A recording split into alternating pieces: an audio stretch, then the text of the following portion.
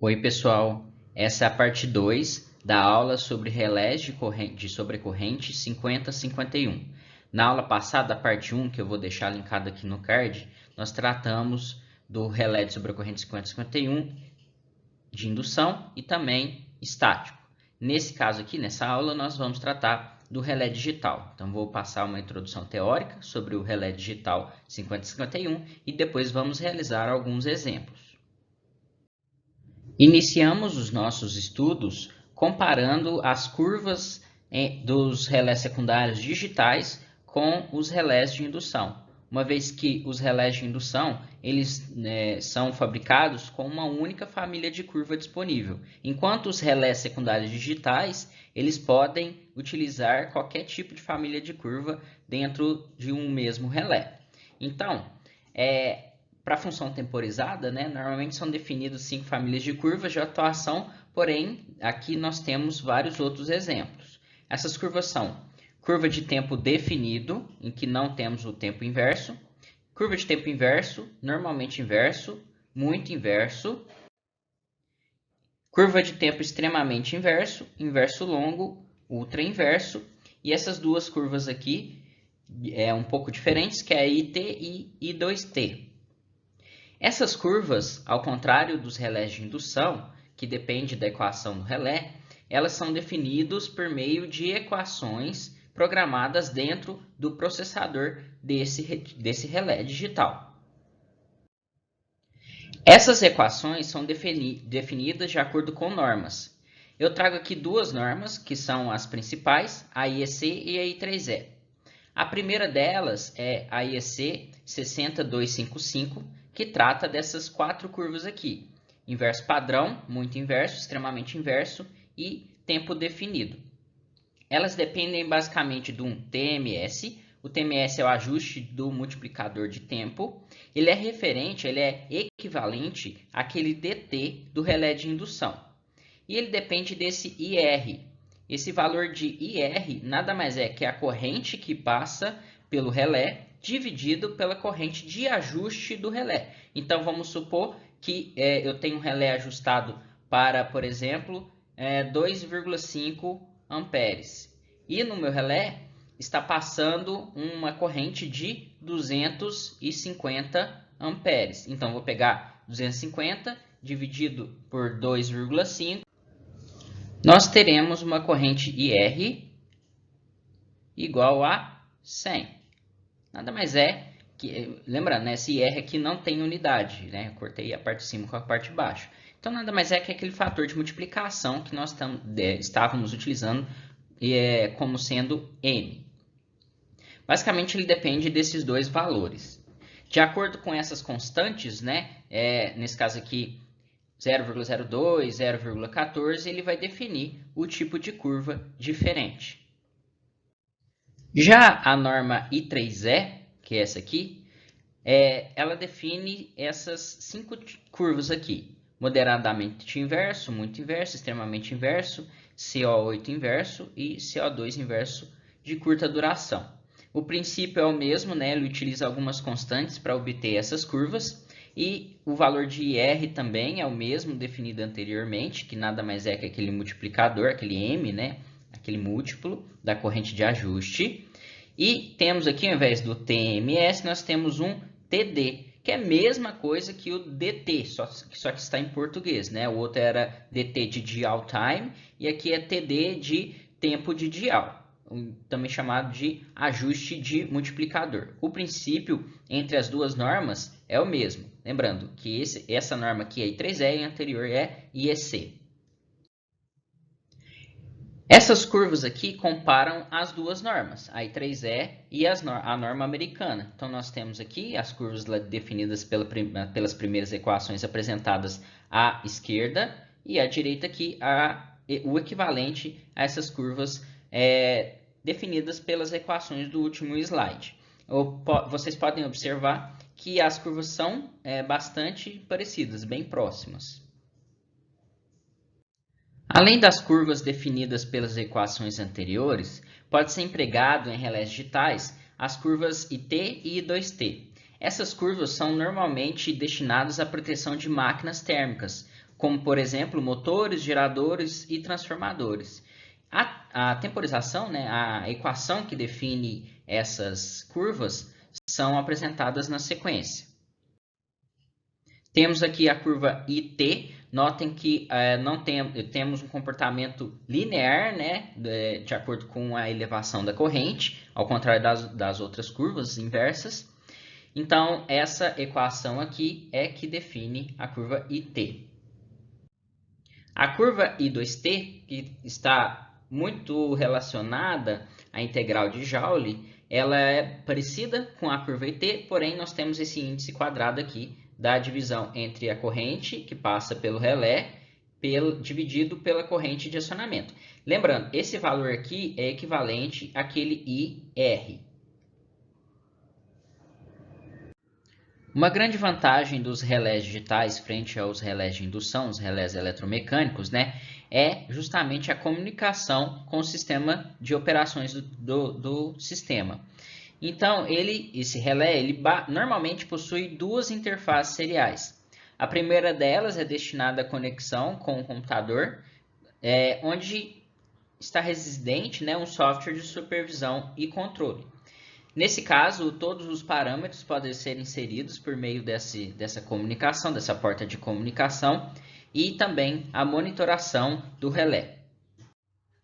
A segunda interface é destinada à ligação ao sistema de controle da subestação, de forma que ele pode receber diretamente, por meio da conexão de condutores metálicos ou fibra ótica, a comunicação com esse relé. Então, o centro de operação, né, o sistema de controle da subestação, vai conseguir averiguar quais são os parâmetros que estão sendo adquiridos pelo relé, assim como a sua parametrização. Aqui eu apresento para vocês um diagrama de bloco geral de um relé digital. Notem aqui as entradas desse relé digital. Ela passa por multiplexador, conversor analógico digital, e destaco aqui a unidade de processamento, que nada mais é que um microprocessador, né, uma CPU, que vai justamente fazer toda a lógica do meu relé. Então esse aqui é o cérebro do meu relé. E esse CPU, esse microprocessador, ele é especialmente destinado à função de proteção. Os relés digitais dispõem de várias funções, além da função de proteção. Então, essa é uma grande vantagem comparado aos relés, tanto aos relés estáticos quanto aos relés eletromecânicos de indução. O primeiro delas aqui é a proteção de sobrecorrente a tempo definido ou inverso. Isso já tínhamos lá nos relés estudados anteriormente.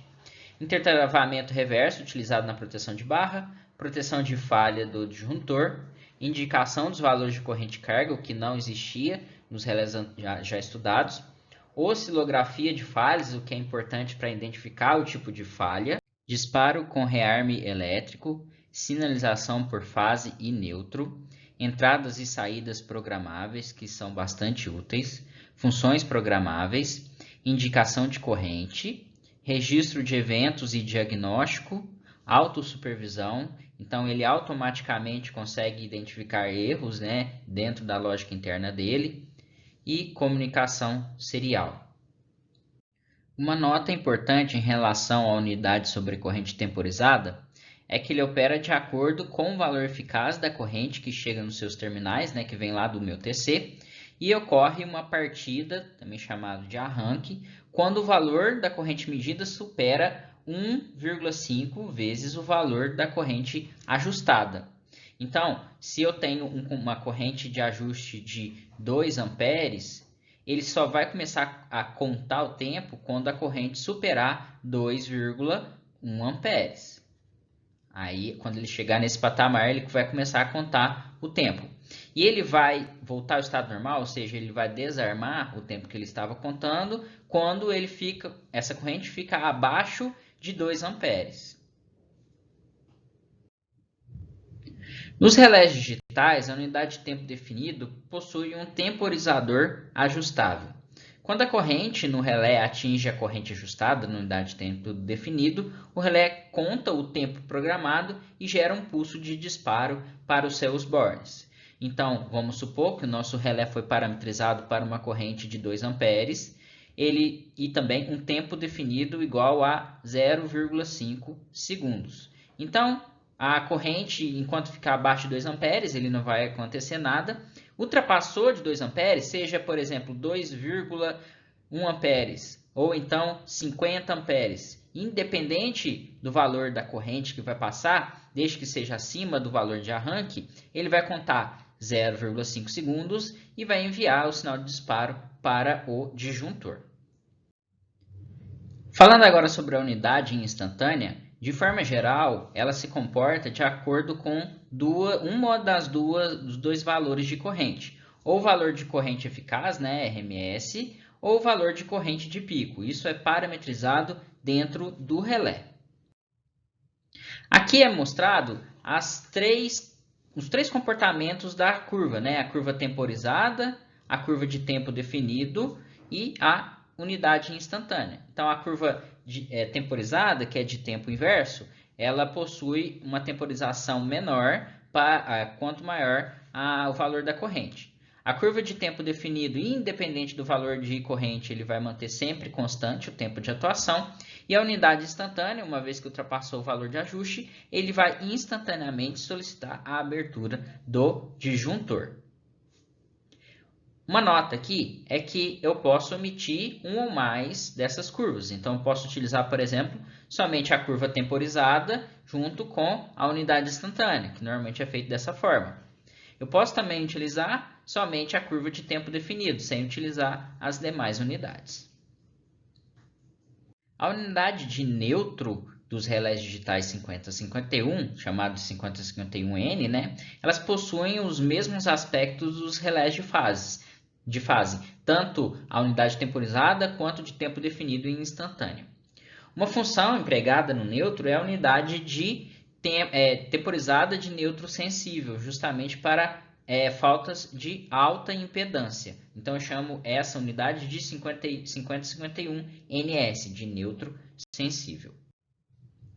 Agora, vamos passar para um exemplo de aplicação do relé 5051 digital.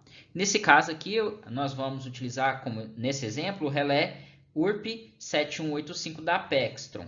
E o relé está conectado, né, está comandando o disjuntor 52.2, né, do lado de 13,8 kV desse transformador de 12,5 MVA.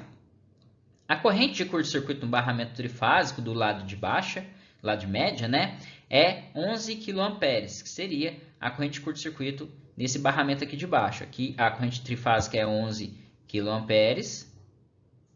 e a corrente de curto-circuito fase neutro é 1.800 amperes. Nesse caso, vai ser utilizado, nesse exemplo, uma curva muito inversa. Então, vai ser utilizada aquela equação da norma IEC. Iniciamos, então, o nosso cálculo da corrente nominal. Então, eu vou utilizar a potência do transformador para calcular a corrente nominal do trecho. Pegamos, então, a potência de 12,5 MB dividido por raiz de 3 vezes a tensão de 13,8 kV, que é a tensão onde está conectado o nosso TC, e obtemos uma corrente nominal de 523 amperes. O próximo passo é determinar qual que é o RTC. Então, da nossa tabela de RTC, a corrente que podemos definir aqui, a corrente primária nominal, seria de 600 amperes. Esse é o valor inicial. O próximo passo é verificar se o fator de sobrecorrente de 20 ele é suficiente para a corrente de 11 kA, que é a corrente máxima de curto-circuito. Então, pegando o fator de 20, pegando a corrente de 11 kA e dividindo pelo fator de sobrecorrente de 20, nós obtemos uma corrente mínima do primário do TC igual a 550 amperes. Então, podemos utilizar a relação de transformação de 600 para 5, que determina uma relação, né, de 120 para 1. Passando agora para o cálculo da corrente de TAP, assumimos aqui uma sobrecarga admissível de 120%. Portanto, o meu KF vai ser igual a 1,2. Então, 1,2 vezes 523, que é a corrente nominal, dividido por 120, que é o RTC, obtemos uma corrente de TAP de 5,23. Se observarmos lá a tabela da faixa de atuação do relé, ele atua entre 0,25 e 16 amperes. Então, essa corrente de 5,3, ela está dentro da faixa do relé. Nesse caso, diferentemente do relé de indução, não precisamos escolher o TAP, podemos utilizar diretamente a corrente de ajuste de 5,23. A corrente de acionamento, ou seja, a corrente que passa no primário do TC, que vai acionar o relé, que vai fazer ele começar a contar tempo, eu vou calcular multiplicando a corrente de TAP, de ajuste, né, temporizado, vezes o RTC. Então, temos um valor de 627,6 amperes. O múltiplo da corrente de acionamento seria, na fórmula, aquele IF, né? É 11 kA, que é a máxima corrente que passa, que é a que eu quero utilizar para proteger, dividido por 627,6, que é a corrente de acionamento. Tem um M igual a 17,5. Para a determinação da curva, deve ser considerado sempre o critério de coordenação, como explicado na aula passada. O relé de retaguarda foi determinado aqui que ele atua em 0,9 segundos para uma corrente de 11 kA, refletida lá para o primário, que seria aquele relé 5051 que está comandando o disjuntor 52.1. Essa corrente refletida, né, o valor é de 2.200 amperes e ele atua, nesse caso, para essa corrente de 2.200 amperes em 0,9 segundos. Qual o tempo que eu devo atuar para esse relé ficar coordenado? Então, o relé 5051, que controla o disjuntor 52.2, ele deve atuar para um curto-circuito de 11 kA antes do relé que está a montante. Portanto, eu tenho que usar um tempo de coordenação, né, que aqui eu considerei como sendo 0,4 segundos. Então, 0,9 menos 0,4 segundos. O meu relé, para uma corrente de 11 kA, deve atuar em meio segundo. Uma vez que se definiu a família de curvas como sendo muito inversa lá no começo do exercício, nós podemos selecionar a curva facilmente por meio da equação lá da norma IEC. Essa é a equação lá que podemos encontrar naquela fórmula. Lembrando que essa parte aqui, né, que é a corrente que passa dividindo por corrente de acionamento, é aquele IF. Então, nós vamos fazer o quê? Nós vamos isolar o TMS nessa equação para determinar qual que é o seu valor. Então, isolando essa variável na minha equação, obtemos essa fórmula aqui, e jogando os valores de corrente de curto-circuito de 11 kA e a corrente de acionamento de 627,6 amperes, e, claro, o tempo, né, de atuação do relé de meio segundo, encontramos um TMS, que é o tempo de ajuste de 0,61. Então, nesse caso, eu não preciso escolher uma curva de dial de tempo. Eu simplesmente vou parametrizar o meu relé com TMS igual a 0,61. Passando agora para a unidade instantânea, o ajuste da unidade de tempo definido deve ser menor que a corrente de curto-circuito trifásico acrescido, claro, considerando a componente simétrica. Considerando aqui um fator de assimetria de 1,2, teremos que a corrente assimétrica vai ser 1,2 vezes 11 kA, dividido pela corrente de acionamento de tempo de temporização, né, da unidade temporizada, temos um F que deve ser menor que 21. Nesse caso, nós devemos adotar um valor de F entre 60% e 90%, no caso aqui no valor de 21, e eu vou adotar um valor de 15. A corrente de ajuste, então, pode ser definida pelo F de 15 que determinamos, vezes a corrente de ajuste da unidade temporizada de fase. Então, 15 vezes 5,23, nós temos uma corrente de ajuste da unidade instantânea de 78,5 amperes. Observando lá no catálogo do relé, a faixa de atuação da unidade instantânea varia entre 0,25 e 100 amperes, então 78,5 se enquadra dentro dessa faixa. Agora, passando para a proteção de neutro, primeiramente na unidade temporizada, vamos considerar um fator de desequilíbrio de 20%, né, 0,2, Multiplicando 0,2 vezes 523, que é a corrente nominal, dividido por 120, que é o RTC, obtemos 0,87 amperes. Então, esse aqui é a corrente de ajuste da unidade temporizada de neutro. A faixa de atuação do relé é de 0,5 a 6,5 amperes, né? Então, se enquadra dentro dessa faixa, então eu posso utilizar esse valor. A corrente de acionamento vale a corrente de ajuste da unidade temporizada de neutro vezes o RTC, então 0,87 vezes 120, quando passar 104,4 amperes no primário do TC do neutro, né, o relé vai começar a contar o tempo.